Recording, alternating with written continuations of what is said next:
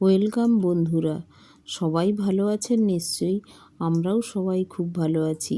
আর Rumpa's healthy food চ্যানেলে সব দিনের মতো আমি আজও চলে এসেছি আপনাদের কাছে।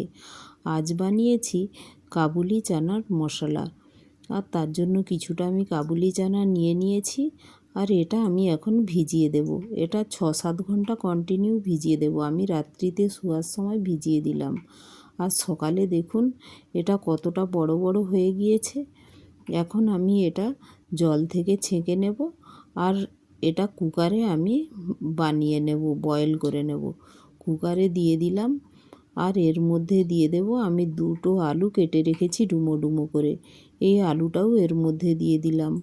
আর এটার ফ্লেভারটা একটু ভালো আসার জন্য এটা বয়েল করার সময়ই এতে দিয়ে দিলাম এলাচ, লবঙ্গ, দারচিনি, তেজপাতা। দিয়ে এর মধ্যে দিয়ে দেব পরিমাণ মতো লবণ আর পরিমাণ মতো হলুদ। দিয়ে এটা বয়েল করার জন্য একটু জল দিয়ে দেব। এটা ডুবো ডুবো করে জলটা দিতে হবে, কারণ এটা একটু হতে সময় লাগে তো। তাই 6 থেকে 7টা সিটি আমাকে দিতে হবে এই কুকারে। তো দেখুন এই পরিমাণ আমি জল অ্যাড করে দিলাম। দিয়ে আমি প্রেসার কুকারটা বন্ধ করে দেব। আর এখন আমি এটা বসিয়ে দিলাম ওভেনে। আর 6 থেকে 7টি সিটি দিয়ে দিলাম। আর এখন গ্যাসের ওভেনে কড়াই বসিয়ে দিলাম। আর দিয়ে দিলাম পানমৌরি, কারি পাতা, লঙ্কা ফোড়নে। আর উপর থেকে দিয়ে দিলাম কুচানো পেঁয়াজ। পেঁয়াজটা আমি লাল লাল করে ভেজে নেব। পেঁয়াজের মধ্যে দিয়ে দিলাম পরিমাণ মতো লবণ, হলুদ।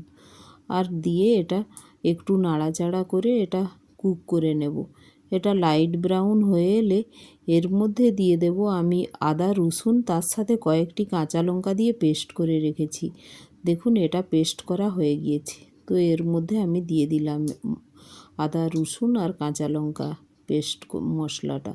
তো দিয়ে নাড়াচাড়া করে এটাও আমি একটু ভাজা ভাজা করে নেব। এটাও যখন লাইট ব্রাউন হয়ে আসবে তখন এর মধ্যে আমি অন্যান্য মশলাগুলো অ্যাড করব। এটা ঢেকেই আমি বানিয়ে নিচ্ছি। এখন দেখুন প্রায় রসুন আদাটাও ভাজা ভাজা হয়ে গিয়েছে। তো অ্যাড করে দিলাম টমাটো কুচি। টমাটো কুচি দিয়ে নাড়াচাড়া করে নেব। আর যেহেতু লবণ হলুদ দেওয়াই আছে তো তাড়াতাড়ি গলে যাবে। এইভাবে আমি ঢেকে ঢেকে করে নিচ্ছি। তো ঢেকে করলে ওই ভেপারে তাড়াতাড়ি আরও কুক হয়ে যায়। তো মশলাটা দেখুন প্রায় কষা হয়ে এসেছে। তো এর মধ্যে দিয়ে দিলাম 1 teaspoon Kashmiri red chilli powder. 1 টিস্পুনের একটু কমই দিলাম। আর দিয়ে দিলাম ধনে জিরে পাউডার 1 টিস্পুন। দিয়ে আমি নাড়াচাড়া করে নেব। এটা যেহেতু ড্রাই মশলা তো লাস্টেই দিলাম। আর একটু দেখুন 2 টিস্পুনের মতো জলও দিয়ে দিলাম কষার জন্য। একটু মশলাটা শুকিয়ে শুকিয়ে যাচ্ছে, তাই 2 টিস্পুনের মতো পরিমাণ মতো জল দিয়ে আমি একটু মশলাটা কষে নিচ্ছি। এটা ঢেকে ঢেকে কুক করলে কি হয়, মশলাটা তাড়াতাড়ি কুকও হয়ে যায় আর গলেও যায় টমাটোগুলো। দেখুন মশলাটা প্রায় কষা হয়ে গিয়েছে। তো এখন আমি এর মধ্যে দিয়ে দিলাম যে কাবুলি চানা আলু দিয়ে বয়েল করেছিলাম, 6টি সিটি দিয়ে রেখেছিলাম, ওটা এখন এর মশলার মধ্যে ঢেলে দিলাম। তো একটু জল ছিল, জল সমেতই ঢেলে দিলাম। এটা এই মশলার সাথে নাড়াচাড়া করে, এখন আমি জল দিচ্ছি না, এই মশলার সাথে নাড়াচাড়া করে একটু ঢেকে এটা আমি 4-5 মিনিটের মতো মশলার সাথে কষে নেব। একটু যেহেতু জল আছে তো একটু 4-5 মিনিট ধরেই আমি কষে নিলাম মশলার সাথে। এখন দেখুন কষাটা হয়ে গিয়েছে প্রায়। তো এখন আমি পাশের ওভেনেই জলটা গরম করে রেখেছিলাম কুকারে। তো ওই গরম জল এর মধ্যে অ্যাড করে দিলাম।